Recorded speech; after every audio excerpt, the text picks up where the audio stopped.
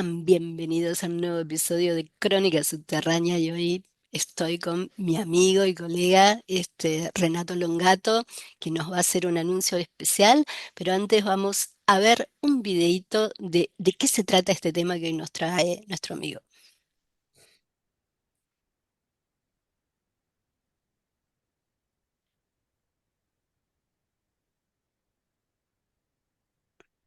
Ay, bueno, se nos fue. A ver, ahí está, ahí está. Vamos a escucharlo a Renato.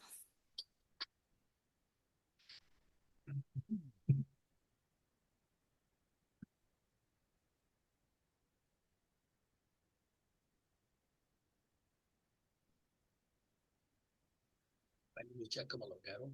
I'm an author and researcher. Welcome to the first episode of an amazing discovery that happened in Peru in the mid-60s. I'm not here to talk about esoteric information, revelations, myths, or legends.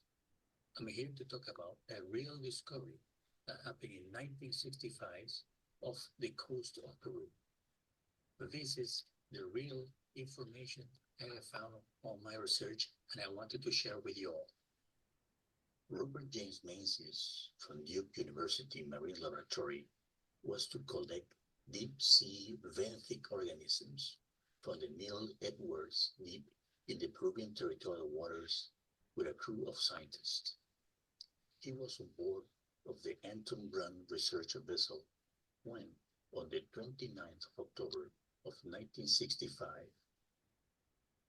the sonar equipment registered an unusual anomaly at the bottom of the ocean, an area, according to Menzies, of only water and sediment. Once Menzies confirmed what the sonar equipment picked up the information about an anomaly on the bottom of the ocean, he decided to lower the submarine camera at 1,900 meters in depth. The Anton Brunn vessel in that time was located at 88 kilometers off the coast of Peru. But something completely unexpected happened once the camera was retrieved. He got the photographic evidence as a real image of two megaliths partially sunken into the mud. One of the stones showed an engraved mark or symbol. This potentially means a man-made structure or a structure of anthropogenic origin. That day, on 29th of October 1965, changed the life of Robert James Menzies completely. I cannot imagine what went through his mind, but according to the logbook records of the Anton Brunn vessel, it returned to the same spot on November the 9th. I have no doubt in my mind that Menzies went back to verify and confirm his discovery. As a good scientist, he went back to verify and repeat the sonar findings, as well as taking more photographs. The news of a submerged city found in the Pacific were published in different articles in American newspapers. In other words, in that time, became viral. The news of the discovery was also published in the prestigious Science News magazine on April of 1966. An article titled Found in the Pacific, written by Barbara Tufte, an environmental scientist and biologist, author of several books, scientific papers, gave relevance to Menzies' discovery. It looks like in the 60s, the approach to, quote, lost civilizations, unquote, was different from today's. Just imagine being able to take pictures with a submarine camera with the technology of 50-some years ago.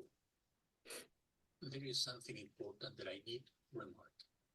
Robert James Menzies never was ostracized, ridiculed, or rejected by academia or his colleagues. He was a great American scientist with imagination. He wanted to continue with his research. What he had discovered was for real. but for some unknown reason, he wasn't able to continue. He was a beloved professor, admired and respected by his colleagues, and he passed away doing what he loved, research. He passed away in Costa Rica in 1976. So this video and this research is to honor him. So I have two questions in the back of my mind during my research. What if it's archaeological? What if it rewrites history? The consequences are really big. So the main objective of this research is to keep uploading videos to share all the information with you all. The second objective at the present is to film a documentary with all the information I've been able to compile in all these 4 years. I would say a little bit more than 4 years. Another important, I would say determinant objective is to help to organize a trade, an international cooperation with institutions and experts alike to be able to go and have deep sea research with the latest technology to find out once and for all the discovery done by Robert James Menzies. So stay tuned for the next video episode of this research. If you like this video, please share and subscribe. Bueno, qué placer, qué placer, qué placer, lo puedo escuchar 10.000 veces, qué placer es escucharte con esta información, ¿no? Que ha dado vuelta por todo internet, ya estoy seguro que ha causado un enorme interés, lo sé. Por favor, contanos un poco cómo surge todo esto, Renato. Bueno, realmente, si uno hace memoria, como nosotros tenemos una amistad de larga data, de muchos años, fue hace más de 15 años que estábamos conversando, intercambiando información, y mencionaste este libro de Charles Berlitz, que él hablaba de un descubrimiento realizado por este oceanógrafo biólogo norteamericano. Esto habrá sido 15, 16, 18 años atrás realmente, y siempre quedó en mi mente. Y bueno, así como uno tiene cosas que pasan en la vida, terminé viéndolo ya de otra manera y comencé a interesarme más porque dije, si esto es verdad, ya viendo la noticia que se encuentra, cualquiera la puede encontrar básicamente en el internet sobre el descubrimiento de Menzies, y eso ha pasado en el país donde yo he nacido, y todavía siempre hay algo mucho que investigar y descubrir en este país, en Perú, ¿no? Dije, ¿por qué no voy a averiguar más? Entonces le dediqué poco a poco, lentamente, mi tiempo libre. Muchos no saben, pero yo he vivido más de 30 años en Estados Unidos. Entonces, recién tengo unos meses acá en Perú por decisión propia y venido para continuar la investigación, porque este es, entre comillas, el país interesado, por decirlo así. El descubrimiento fue hecho en aguas territoriales peruanas. Entonces, me di cuenta que Menzies, primero lo vuelvo a remarcar, era un gran científico americano, una persona respetable, que en ningún momento ha sido puesto en una lista negra. Dijeron que estaba buscando o se le había aparecido en su mente un descubrimiento ficticio que tiene que ver más con la ciencia ficción, no con historia. Aquí hay algo que remarcar, si me permite, Débora. Y cuando uno habla de civilizaciones desaparecidas, inmediatamente salta a la mente inevitablemente lo que es la Atlántida, Atlantis, como querramos llamarlo.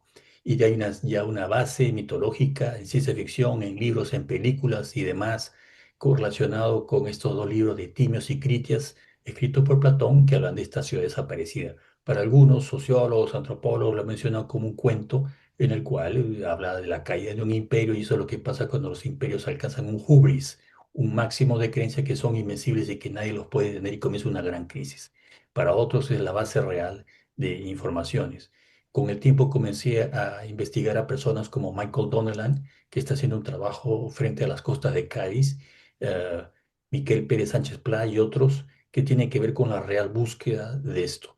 Pero aquí en esta parte del mundo, aquí no hay mitología que hable de un lugar en el cual hubo una masa de tierra frente a las costas del Perú. No hay leyendas, no hay crónicas, no hay nada que nos diga exactamente eso. Esto es más fresco, por decirlo así, en el tiempo, en la cronología. Es, entre comillas, moderno, porque hace 60 años se tomó una foto accidental primero hay que remarcar unas cosas. El barco Anton Brun llevaba un equipo de científicos, algunos internacionales, y no todos los científicos que venían desde Ecuador, perdón, y al final terminaron yendo al norte de Chile.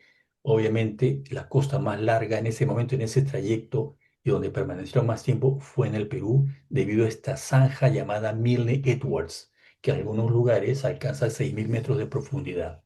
Entonces, allí el grupo de científicos iban solamente a Ecuador, terminó su viaje en el Callao, en Lima, en el puerto, y regresaban a sus países. Otro grupo continuó. Hubieron dos invitados, si no me equivoco, del Instituto del Mar del Perú y MARPE, que formaron parte de este convenio científico cuando va un barco extranjero a visitar un país, como sucede en todo el mundo. Entonces, allí fue que estaba cruzando esta zona a 88 kilómetros fuera de las costas del Perú, de Lima, y el sonar captó algo. Conociendo Menzies porque ya había sido antes, y ese lugar había, como bien sabes tú también, había sido investigado antes a finales de los 50, que ahí hay Sí, agua y sedimento. No hay formaciones, no hay volcanes, no hay otros, como otras personas han dicho, que esto es una mentira, que han estado alterando la información. En esa zona no hay. En ese sector no hay formaciones volcánicas y formaciones geológicas extrañas. Eso fue lo que él le llamó la atención, tiró anclas y allí sumergió esta cámara fotográfica, la tecnología de la época, y al revelarlo se dio cuenta con todo eso. Pero hay algo más. Eso fue el 29 de octubre del año 65. El viaje continuaba hasta el 10 de noviembre, pero el 9 de noviembre él regresa al mismo lugar, a la misma latitud y longitud, vuelve a sumergir la cámara a 1900 metros, entre 1900 y 1960 metros, y toma más fotos. Ese se puede ver viendo los distintos artículos que salen en la prensa norteamericana. En el Science News, él comete, digamos, un error, el entusiasmo del descubridor, porque menciona 5 megalitos, dos que están de pie hundidos en el barro, otros dos que han caído y uno de manera cuadrangular tipo cúbico. Eso no sale en ninguna foto, porque la foto que vemos y la única foto que se conoce del Internet es de la portada del Science News y que aparecen en varias revistas. Entonces, esa está hablando de otras fotos. Tengo entendido que se tomaron más fotos, pero no se han encontrado nada porque yo lo he investigado en 4 años indistintamente en distintas instituciones y sigo detrás de todo esto. Sin embargo, esto significa que esto es real, que esto existe y se hace lo que se llama un revival, es decir, revivir ese momento. ¿Por qué se dejó? Hubo varios factores que escapan en un descubrimiento. Si ustedes descubren algo en Aconcagua, cuesta ir, cuesta ver, toda una serie de situaciones que hasta tiene que ver la política en todo esto. Es un poco más complejo que lo que la gente imagina. Entonces, ¿qué sucede? Que se perdió todo y la información se perdió. Y lo que más me llama la atención, Débora, y lo dije en uno de los videos, porque he hecho realmente 4 episodios para dar un poco más de sí. información a todo el público interesado, ¿no? Como no es entretenimiento, esto es investigación de la mejor manera posible llevada a cabo. Lo que sucede es que al tener todo esto me percaté de algo más. En ningún momento sale el fotógrafo que está en la lista de tripulantes, cuyo nombre es Blasco Ibáñez. ¿Y por qué Alex. cree, y por qué crees eso, Renato? ¿Por qué cree Mira, acá hay que una se lo... situación un poco extraña, porque en los artículos de periódicos, si uno lee bien y analiza, que es cuestión de seguimiento, ¿no? O sea, en algo me ha servido mis estudios de Derecho y Ciencias Políticas y todo, porque cada información que sale en cada artículo necesita más detalles. Y en esos aparece también el comentario de Blasco Ibáñez, hablando de las fotografías, y él está como tripulante, y él fue fotógrafo, reportero, fotógrafo, reportero a nivel internacional, con viajes en México, en Europa, en Colombia, en el Perú, en distintas partes del mundo, en Asia, y no sale una foto de él. Pedí ayuda a 3 personas más, dije, a lo mejor estoy buscando mal, dígame, esto es lo único que sale de él. de ese viajes internacionales, certificados, nombramientos, premios otorgados a su dilatada labor, no hay ninguna foto. El tipo es un fantasma desaparecido, pero sí sale en la bitácora. Entonces, él no era dueño de la cámara. Acá hay una serie de organizaciones involucradas con la Universidad de Duke de la época que patrocinó este barco. Este barco fue alquilado, rentado, el Anton Brumm, y Ivy venía a Perú con distintos grupos a mando de distintos jefes científicos. Los capitanes del barco eran estables. El staff del barco es estable, los técnicos, los mecánicos, el cocinero y todas esas cosas. Eso lo que cambiaba era la tripulación. En ese viaje, el viaje del crucero 11 del Anton Broom, es donde el jefe es Robert James Menzies, de la Universidad de Duke, el jefe de laboratorio, nada más ni nada menos de biología marina de esa institución. Entonces, al llegar, obviamente, la información salió, porque estamos hablando hace 60 años atrás, y el ambiente con respecto a descubrimientos que tienen que ver o relacionados, entre comillas, con civilizaciones desaparecidas, no era como el que hay ahora. Uno busca estos temas y se mezcla con mensajes, con, eh, qué sé yo, revelación de mitos, leyendas y todo tipo de entretenimiento que ofuscan o intoxican la información. Era más abierto y más recibido, y los científicos eran, digamos, no tenían todos esos escollos, por decirlo así. Entonces, yo Vamos pienso que a allí ha habido una censura final de todo esto. mostrarle a la gente, porque deben pensar que Ujú, lo están escuchando a Renato y Renato sacó el tema, ¿no? De una conversación que tuvimos, pero que a la vez he mencionado un libro. Quiero compartir ese material para que vean cómo se origina y lo que está diciendo Renato de que había un momento que todo era más abierto. ¿No? Que las noticias fluían, ¿no? No como ahora que las cosas por más que tengamos más globalización, parece ser más ocultas, ¿no? Cada año que pasa. Pero vamos a ver cómo esta noticia, vamos a compartir, ujú. he encontrado acá, voy a leer un poquito lo que decía Berlitz. Este es el libro, editado en el año 1972, Misterio de los Mundos Olvidados. Vamos a buscar Menzies.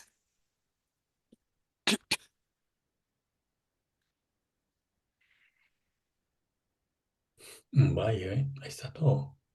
Vamos a leer lo que decía sobre, a ver si puedo ponerlo más grande, un poquito nomás. Dice. En 1966, un gran descubrimiento llevado a cabo a la altura de la costa de Perú produjo gran conmoción en el mundo de la arqueología, aunque nunca se llegó a hacer público. Todo comenzó cuando la Universidad de Duke patrocinó un viaje de investigación oceanográfica bajo la dirección del doctor Robert Menzies con el exclusivo fin de localizar cierta especie rara de molusco marino en la zanja de Milne Edwards, ¿no? Frente a la costa peruana, ¿no? Que es una especie, ¿no? Esto, ¿cómo es que se llama? Que estábamos diciendo, em, una especie de, ay, ¿cómo es que se Zanja. dice? No, de lengua. Bueno, lo que yo te decía acá en este texto de Berlis, lo que dice de eh, es la lengua, ¿no? Que estaría, ¿no? Lo que yo te decía de la zanja de Milne Edward me hace acordar a la lengua que está justamente en una lengua oceánica, ¿no? Como se dice. ¿Es correcto eso, Sí, Renato?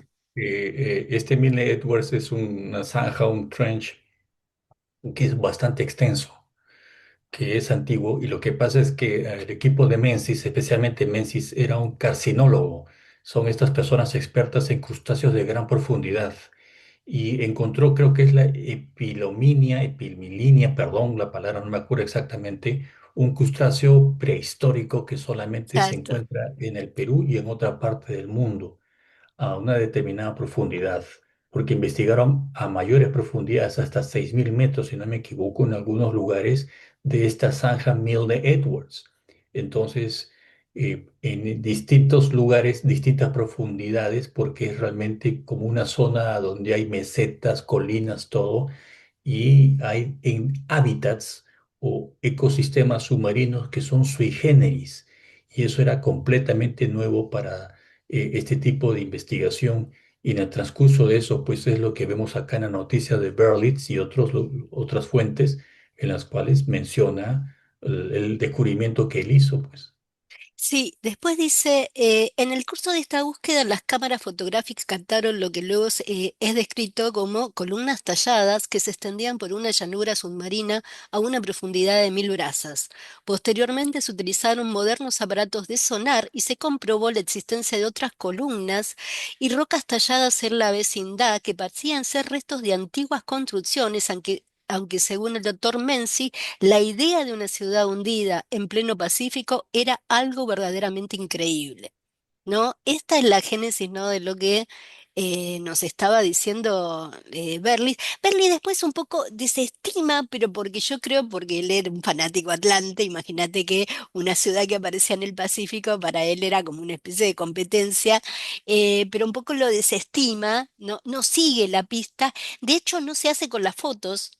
Yo las fotos después las consigo por otro lado la primera vez que veo el tema de las columnas, pero creo que Berlín lo deja ahí, ¿no? No le da tampoco la importancia que se merecía, ¿no? Eso empieza a pasar, me parece.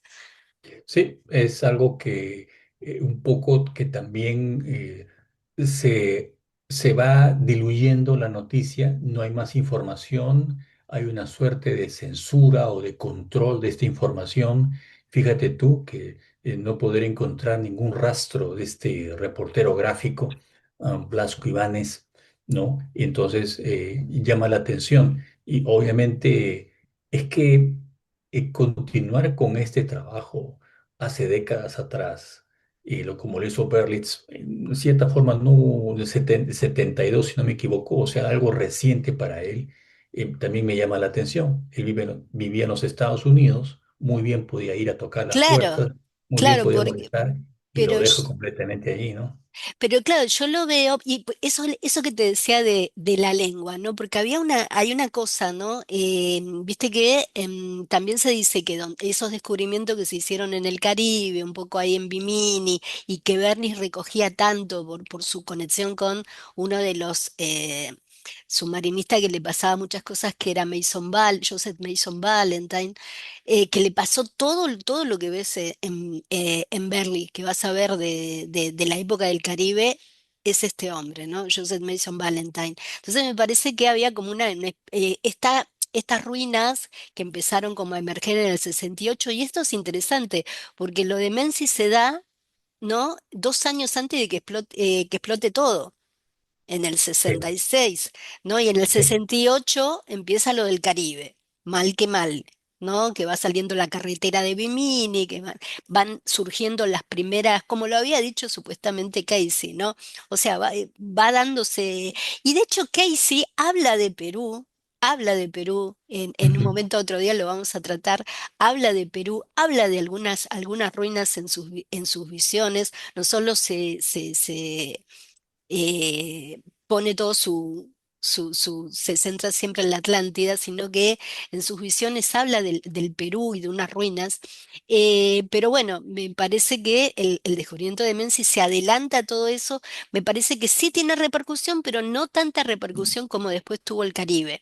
¿No? Es como exacto. que no tuvo más prensa, y porque además Menzies, a diferencia de los buscadores del Caribe, era un científico en toda regla. Esa es la ¿No? gran diferencia. Esa, Sí.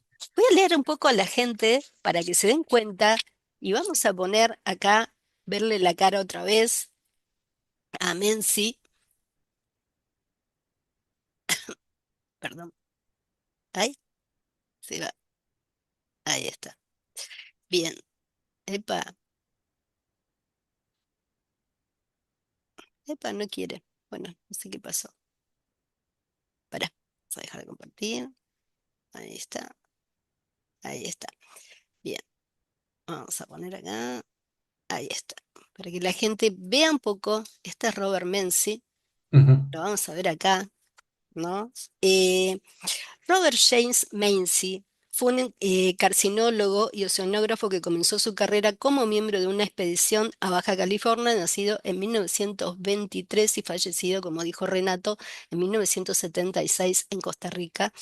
Eh, en 1943, Menzies se matriculó en el programa de formación de oficiales de la Armada de los Estados Unidos en el Arizona State College y luego se transfirió al mismo programa de College of the Pacific, donde recibió la licenciatura en 1945.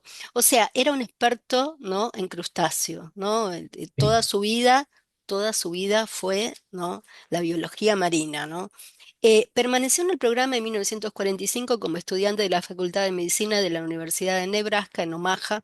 Estudió crustáceos con la Fundación Allen Hancock en 1946 y de 1947 a 1949 con la Estación Marina del Pacífico del College of the Pacific, donde recibió la maestría en 1948, ¿no? Bueno, en 1951 Menzies estuvo vinculado a una Universidad de California, va pasando por varias universidades más prestigiosas que otra, y hace este descubrimiento lo hace con la Universidad de Duke, que quiero decirle a la gente que la Universidad de Duke era donde estuvo uno de los programas, ¿no?, de estudio paranormal más importante de la época. O sea, las universidades en ese momento, en los 60, no sé si consideras, Renato, eran un poco más abiertas, ¿no? En lo que en lo que se estaba haciendo, ¿no? En las exploraciones y en los estudios, ¿no? Y da la casualidad que Robert Menzies, como biólogo ya en toda regla, va a trabajar a esa universidad y hace su hallazgo en esa universidad. Y acá estamos viendo un artículo de diciembre de 1965, y es un poquito antes o en ese momento donde Robert Menzies, como estaba diciendo Renato, estaba buscando un crustáceo muy raro, se topó con un crustáceo muy raro, ¿no? Una especie de, acá lo llaman monstruo, Sí. no sé cómo sería, pero que bueno, y es en ese momento después que va a venir el descubrimiento de justo cuando está haciendo todo este trabajo, un trabajo de casi 20 años, ya había estado en la década del 50, como bien decía Renato, y va a hacer este descubrimiento sensacional, ¿no? De estas columnas, ¿no? Quiero mostrarle acá a la gente un poquito un poquito de lo que hay y de lo que Renato después nos va a contar un poquito más. Estas son las columnas, algo de esto es lo que se topó Menzi. Bueno, y acá quiero ya tirarte una pregunta que se te la han tirado un poco en algunos comentarios, de que si esto podemos descartarlo como algo que es algo, qué sé yo, un antiguo puerto, antiguas construcciones que se hundieron, resultados. Sé que en la zona sufrió un importante maremoto, la zona del Callao. Quiero que me hables un poquito de eso para que la gente entienda de que el descubrimiento que vos estás hablando nada tiene que ver con esto, Renato. Sí, hay unas versiones que se circularon de que posiblemente eran columnas que habían sido arrojadas al mar por los españoles, o sea, irse con peso excesivo en sus barcos o galeones, 88 kilómetros fuera de la costa para lanzarlos allí. O sea, qué tal trabajo, ¿no? Ningún capitán tiene el sentido, no, no porque haya sido en los mediados de los 1700, la gente no tenía sentido común, eso simplemente lo pueden haber dejado en un lugar determinado, o que era el terremoto que afectó en esa época y 1760, si no me equivoco, perdón las fechas, y creó un tsunami que inundó parte del Callao, destruyó parte del Callao, un tremendo terremoto. Por eso llega el conde de Superunda, un virrey, a reconstruir Lima realmente. El conde de Superunda sobre las olas, le habían puesto ese apodo.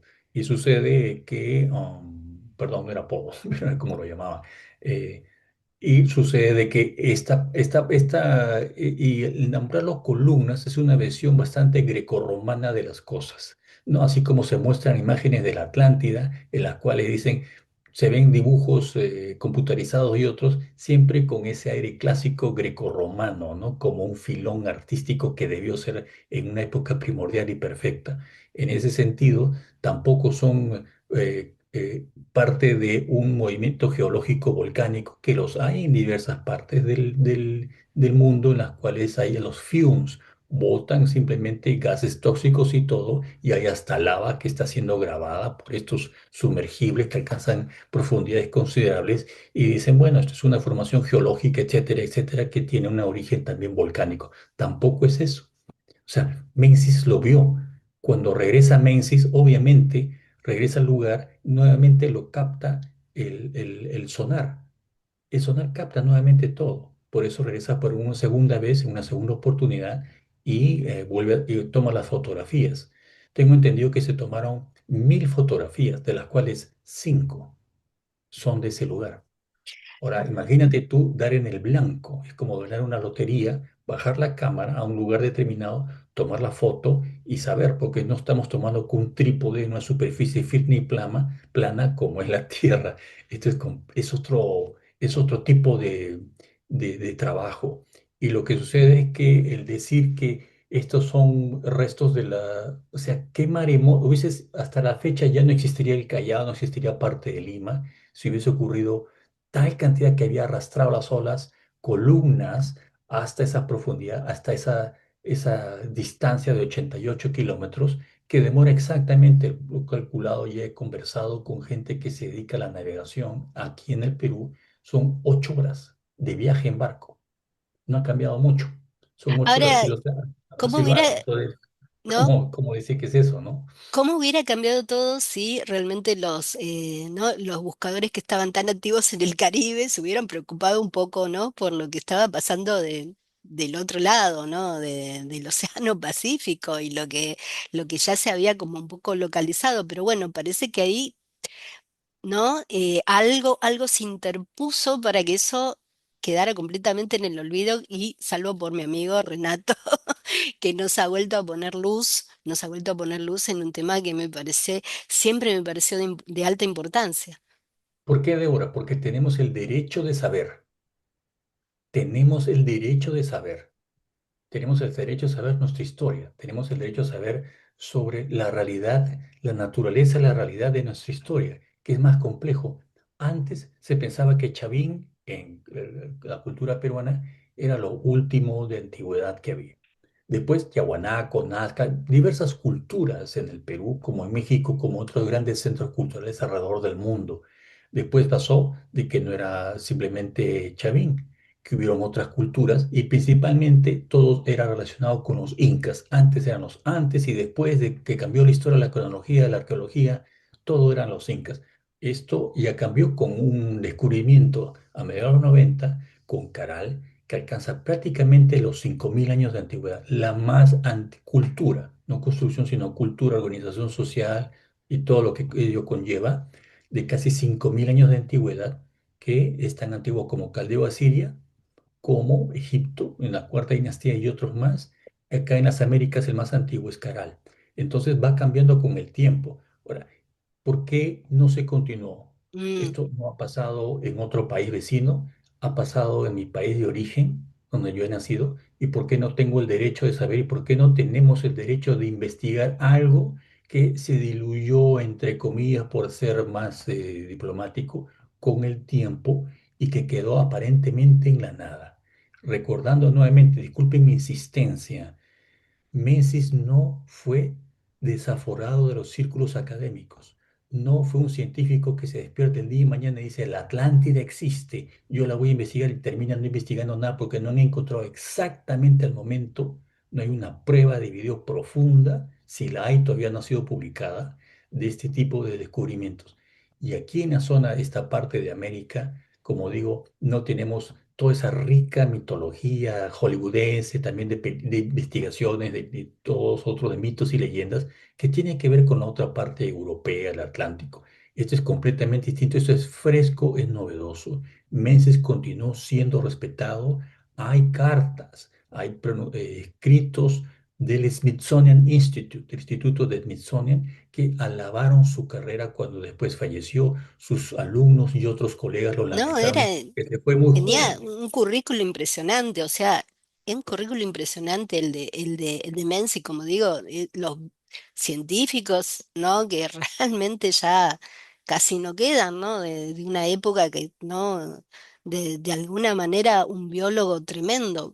Así que supongo lo que la impresión, no me imagino él estar, "Oh, estoy buscando crustáceos y de pronto, ¿qué es esto, no? O sea, Claro. no nos enseñan, que esto no nos enseñan, ¿no? O sea, que esto no está en su radar de educación, ¿no? Y también quería preguntarte, Renato, Ujú. si hay algo que nos puede, alguna conexión terrestre con respecto a las ruinas que estarían ahí, ¿no? Podemos Mira, acá hablar hay de que algo muy existe. extraño. Acá hay algo muy que me llama la atención, no de antes, mucho antes de esto, desde los principios de los noventas, cuando yo era mucho más joven. Hay diversos lugares en los Andes, específicamente en la zona subcentral andina, que es Cusco, en las cuales, por ejemplo, el llamado Trono del Inca, que está en la zona del Rodadero de Sacsayhuamán, que es de diorita puro. Yo dudo mucho, ¿no? Con el perdón de los arqueólogos, pero siempre aquí los ingenieros y arquitectos tienen otro punto de vista, que con las herramientas de bronce y cobre hayan podido tallar, pulir y hacer ángulos que no son ángulos rectos, son ángulos curvos, y otras construcciones en las cuales están prácticamente cortadas como si fuesen queso o mantequilla, y ha habido una suerte de suavizante o crema o geopolímero, como querramos llamarlo, en las cuales se encuentran hasta cortes milimétricos que publicó mis videos en Ollantaytambo, que los mismos cortes milimétricos hechos en granito también se encuentran con hechos conocidos y dicho en ese entonces el arquitecto e investigador Jean-Pierre Prosen de Bélgica, que publicó su libro en una universidad local, y luego habló de la zona del Inca Misana, que también la misma foto, el mismo corte hecho con un instrumento aparentemente corto, una herramienta de origen desconocido que queda en especulación porque no hay respuesta, se encuentra en Egipto. Las fotos las publica él en su libro, Arquitectura en Ollantaytambo. Eso me llamó mucho la atención. El hecho de que las piedras también no se hayan utilizado mortero, una argamasa que las junte como hacemos ahora con los ladrillos y lo demás en las construcciones modernas, y tiene que ser de acuerdo a nuestro punto de vista, lo cual no es cierto, es utilizado y encontrado en Egipto, también aquí en la zona andina. Y a pesar de estar en otra parte del mundo, pueden decir, no, el ser humano logró todo eso. Sí, claro, el ser humano también logró todo eso, también logró ese muro inca de Ajuwinapu en la remota isla de Pascua. También hay otros lugares que no publicitan mucho en la isla de Pascua porque están resguardadas. Eso ténganlo en cuenta. Entonces, eso me llamó la atención de decir que y la mejor zona para verlos es Ollantaytambo, en mi humilde opinión, donde hay enormes bloques megalíticos toscos cortados que están prácticamente tirados en el campo, que no pueden ser transportados o movidos a menos que se utilizan maquinaria pesada en Mm, lugares tan pequeños que se hayan encontrado alrededor del Templo del Sol, pegados y rellenados después con la mampostería inca, que ha sido para reconstruir y refaccionar lo que encontraron, y lo respetaron de la mejor manera posible, porque esto venía de mucho más antes. Todo eso me indica de que hubo algo mucho más antiguo. Es más, la misma doctora investigadora de Caral, Ruth Shady, lo dijo en una conferencia en un paraninfo en la Universidad Mayor de San Marcos a un grupo de catedráticos que, de acuerdo a los estudios que ella había hecho, basados en estudios lingüísticos, ella no es lingüista, ella remarca eso, el aymara, la lengua aymara no nació en la sierra como yo tenía pensado, es original de Chincha, que está prácticamente a unos 100 kilómetros en la costa del Perú. ¿Cómo es eso posible? ¿Cómo es mm, posible de que se haya encontrado una chacana o cruz andina de 4.500 años de antigüedad en la zona de Chancay, aquí nada más, como se dice, cerquita a Lima, en adobe, en un muro de 5 metros de largo, en una zona que voy a darles un dato? La zona cercana a este lugar se llama Maquetón, no tiene ningún origen quechua, ningún origen aymara, que el quechua también nació en Lima, en el actual departamento de Lima, en la costa también, cercano a la costa. No tiene ningún origen, o sea, ¿de dónde sale esa palabra? No es ni siquiera mochica, no es ni siquiera de las grandes culturas del norte. ¿Por qué las culturas de Paracas tienen los mejores tejidos precolombinos, los mejores teñidos? El color azul nació, el color y el tinte azul nació antes que en Egipto, en la zona de Caral.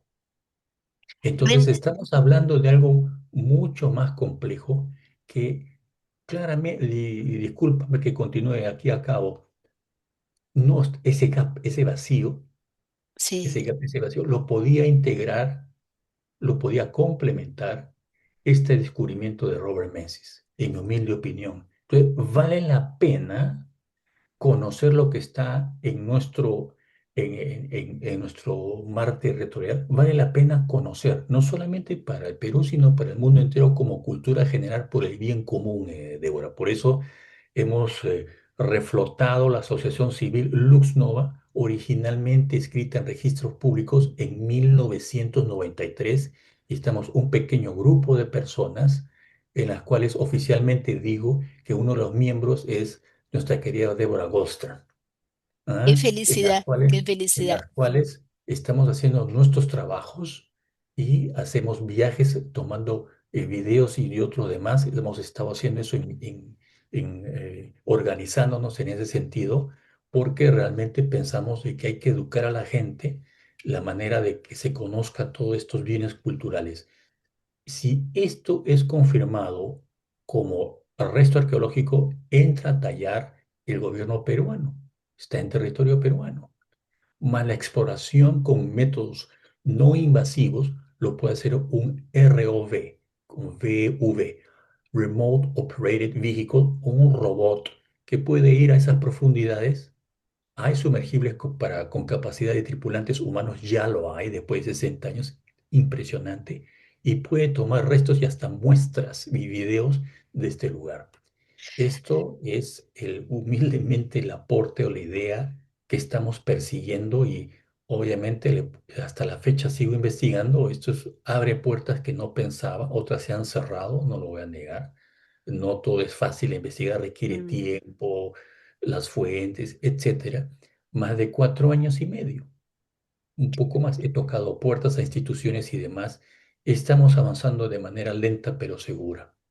Yo sé que va a llegar, yo sé que va a llegar, querido amigo, yo sé que va a llegar. Lo que sí te quería preguntar, si es cierto que las columnas están visibilizadas de escritura, ¿es cierto eso Sí, que se ha sí. localizado escritura? Sí, ¿Y qué podrías decir? Menzies, es que Menzies habla de todo eso. Menzies lo menciona también en los distintos, lo que se ha hecho es como los clips, los periódicos norteamericanos, es amarlos en una suerte de rompecabezas. Recórtalos todo y júntalos todo en una mesa. Te forman una historia. Entonces, ese es el hilado, el tejido de la historia en la cual él también habla. Y muchos títulos de los periódicos dice La ciudad sumergida, The Submerged City, The Sunken City. Habla claramente de eso. No habla de tres aisladas o dos aisladas, entre comillas, columnas que tienen un grabado que está en la fotografía y que sale en Science News. O sea, Science News, ¿por qué lo sacó? Bueno, quiere aumentar el tiraje, no todo eso. Pero ¿quién lo entrevista a Robert Menzies? Bárbara Tafti. ¿Quién es Bárbara Tafti? Tiene maestría en biología, ha escrito varios libros, ha investigado y lo publica. Entonces vamos a pensar que solamente existen solamente dos columnas y el resto es vacío. Pero en el mismo Science News, en el primer columna dice, hay dos columnas, dos que yacen enterradas, semienterradas en el barro y una de tipo squarish, cuadrangular. Está hablando de cinco en total. Sí, ¿cómo puede haber si es que no ha visto solamente, él no bajó pues, vio las fotos, eso es obvio, eso está escrito, se Y, desdice Menzies y lo publican y sale ese grabado que aparece un 6 o un 9 que tiene que haber sido hecho por un hombre inteligente. ¿Y qué, Un y ser, qué, un ser qué inteligente. pensás de esos grabados? ¿A qué cultura corresponderían, Renato? Si tuvieras que dar una hipótesis.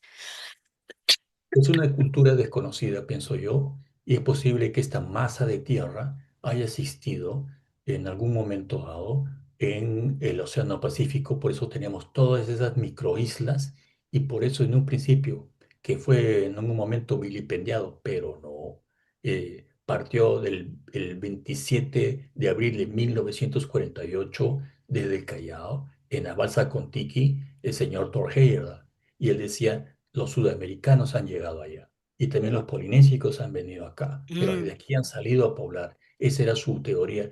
Algunas cosas han cambiado con las décadas, ujú. pero los restos, cambió las corrientes marinas, se ocurrió eso, quedó restos de la isla con una curiosa fauna y flora que es la de Galápagos, y los mismos viajeros de hace siglos decían, ¿cómo es posible que encontremos mismas cuando comenzaron ya a viajar libremente por el vasto Océano Pacífico y llegar a Sudamérica y encontrar gente que usaba uncus o ponchos Vos y podés- capote y otras se, cosas? O sea, se- pienso, me invita a pensar eso, Débora. se puede hablar de una conexión, digo, viste que Pascua decía, en la isla de Pascua se habla de Jiva, Ujú. ¿no? Se habla de, ¿no? Como un continente madre, una tierra madre, de donde después, ¿no? Se escindió Pascua de alguna manera, ¿no? ¿Podríamos un poco hablar de eso, de estar Sí, un poco que ante... acá hay algo que Pascua, yo escribí en su momento Dioses del pasado, Anima Arquitectura Inca. Escribí a unos geólogos norteamericanos, les pregunté en qué ubicación se encuentra Pascua, si está entre la placa continental del Pacífico o la placa de Nazca, ¿cómo que está allí? Entonces me dijeron que era una microplaca en medio de las dos placas enormes de Nazca y del Pacífico, y que en esa era una zona volcánica que están tres volcanes apagados, obviamente, que se observa cuando uno llega en avión. Yo estaba en Isla de Pascua tiempo atrás, y que lo que sucede lo que sucede es que William Mulloy, que fue llevado por Thor Heyerdahl a finales de los 50 y después en los 60, en expediciones que hicieron a diversas islas del Pacífico, él describe como la arquitectura más sofisticada de toda la Polinesia. Entonces los polinésicos o los de la isla de Pascua lograron de un momento a otro tener una suerte, un gran arquitecto, perdón,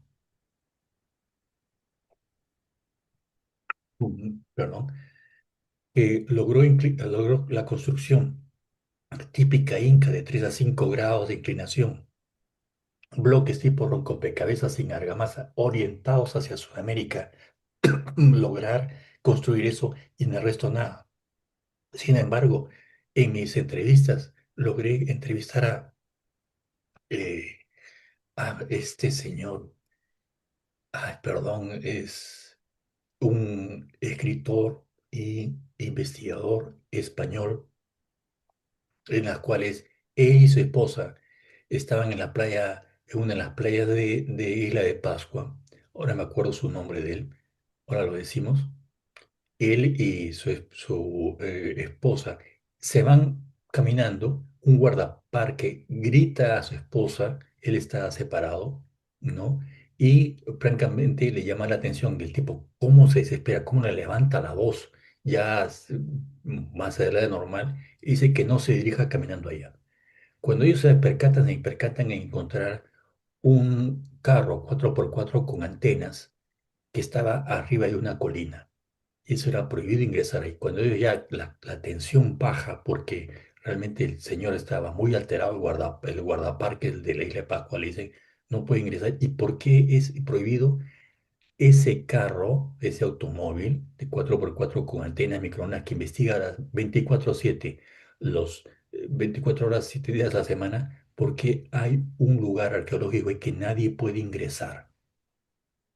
Hay otros restos megalíticos en el Pascua que tienes que bordear toda la isla para llegar. Eso es lo que no nos dicen. Justamente Mm, todos los que viajan a Isla de Pascua a filmar nunca van allí. mm. Claro, no pueden, o no han ido, o han tenido un permiso especial, o qué sé yo. Pero eso existe también. ¿De dónde viene ese tipo de arquitectura, mi estimada Débora? Vos Que sabés solamente que se encuentra en la zona central del Cusco también. Vos sabés, cuando Perdón. investigué, hice un trabajo sobre Arthur Polanski, me encontré que él, Exactamente. él había localizado escritura pascuense dentro cuando estaba investigando Tiahuanaco. Ujú. Así que bueno, eso me llamó mucho la atención. Él Sí, creía que esa cuestión estaba conectada. sí. Así que bueno.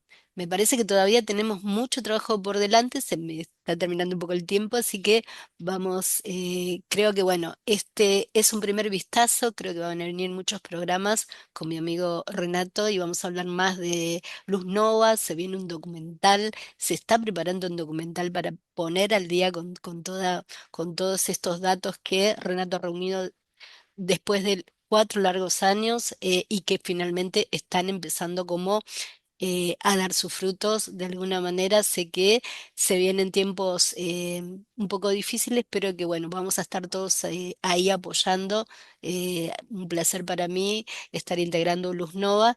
Y te quiero dar las gracias, Renato, por esta primera entrevista sobre todo este proyecto que es maravilloso. No sabes todo lo que para mí significa y sé que todo va a salir bien y que el mundo se va a ir enterando de todo este descubrimiento que ha estado tanto tiempo esperando que alguien le preste atención. Y me alegra muchísimo que seas vos. Débora, contento de tenerte en el grupo. Eres una escritora investigadora. Tienes ya la experiencia en lo que es la metodología del trabajo de investigación. Eres profesional en ese sentido y para nosotros nos honra tu presencia. Y aquí lo que quiero remarcar, esto es por el bien común y vuelvo a decirlo, porque no tenemos el derecho de saber de un descubrimiento. Es simple, amigos, es sentido común y si se puede hacer la investigación como viene desarrollando, porque si no hubiese logrado tener más información, se detenía la investigación y muchas gracias, nadie sabía nada. Pero se está abriendo el público poco a poco para que el público tenga los medios para entender de que esto es real y la posibilidad, mejor dicho, probabilidad, no posibilidad. Esto es altamente probable, esa es la gran diferencia. Esto ocurrió hace poco, hace 60 años, con tecnología actual, existe ahora tecnología de punta que sí se puede hacer y esto es para que todos nosotros sepamos por qué estamos acá, en este planeta, de dónde venimos y a dónde vamos también. Dios mediante, vamos a ir adelante con el apoyo de todos ustedes. Gracias, Débora, una vez más. Estamos viendo.